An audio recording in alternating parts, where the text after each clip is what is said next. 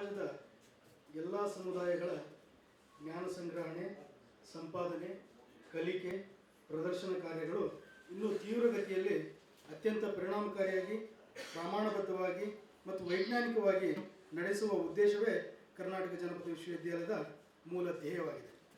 ಈ ನಿಟ್ಟಿನಲ್ಲಿ ಜಾನಪದ ವಿಶ್ವವಿದ್ಯಾಲಯ ಪ್ರತಿ ಕಾರ್ಯಚಟುವಟಿಕೆಗಳನ್ನು ಹಿಡಿತಾ ಇದೆ. ಜಾನಪದ ಎಂದರೆ ಎಲ್ಲವನ್ನ ಅಖಂಡವಾಗಿ ಅನುಸರಿಸಿದ ಒಂದು ಜೀವನ ವಿಧಾನ, ಜ್ಞಾನವನ್ನು ವಿಶೇಷ ರೀತಿಯಲ್ಲಿ ಹಂಚಿಕೊಂಡಿರುವ ಒಂದು ತವನಿಧಿಯಾಗಿದೆ. ಹಾಗಾಗಿ ಹೊನ್ನ ಬಿತ್ತೆಯು ಹೊಲಕ್ಕೆಲ್ಲ ಎಂಬ ಧ್ಯೇಯ ವಾಕ್ಯವನ್ನು ತನ್ನ ಮೂಲಮಂತ್ರವನ್ನಾಗಿಸಿಕೊಂಡು ಪ್ರಪಂಚದ ಮೊದಲ ಜಾನಪದ ವಿಶ್ವವಿದ್ಯಾನಿಲಯ ಕಾರ್ಯೋನ್ಮುಖವಾಗಿದೆ. ನಮ್ಮ ಜಾನಪದ ವಿಶ್ವವಿದ್ಯಾನಿಲಯದ ಪ್ರತಿಯೊಂದು ಕಾರ್ಯಕ್ರಮವೂ ಕೂಡ ವಿಭಿನ್ನ, ಅನನ್ಯ. ಇಂಥ ವಿಶಿಷ್ಟ ಕಾರ್ಯಕ್ರಮಗಳಲ್ಲಿ ನಮ್ಮ ವಿಸ್ತರಣೆ ಮತ್ತು ಸಲಹಾ ಕೇಂದ್ರದ ಸಹಯೋಗದಲ್ಲಿ ನಡೆಯುವ ಪಟ್ಟಾಂಗ ಒಂದಾಗಿದೆ.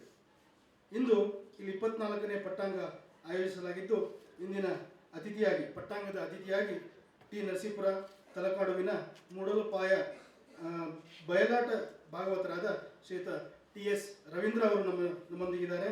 ಅವರಿಗೆ ಮಾನ್ಯ ಕುಲಪತಿಗಳ ಮತ್ತು ಕುಲಸಚಿವರ ಪರವಾಗಿ ಸ್ವಾಗತವನ್ನು ಕೋರ್ತೇನೆ. ಸೀತಾಪರ್ಣ ಸನ್ನಿವೇಶದ ಮೂಡಲಪಾಯ ಬಯಲಾಟದ ಪ್ರದರ್ಶನವನ್ನು ನೀಡಲಿಕ್ಕೆ ಮೈಸೂರಿನ ವಿಶ್ವ ಮಾನವ ವಿದ್ಯಾನಿಕೇತನ ಶಾಲೆಯ ಮಕ್ಕಳು ಮತ್ತು ವಾದ್ಯ ಮೇಳ ಬಂದಿದೆ.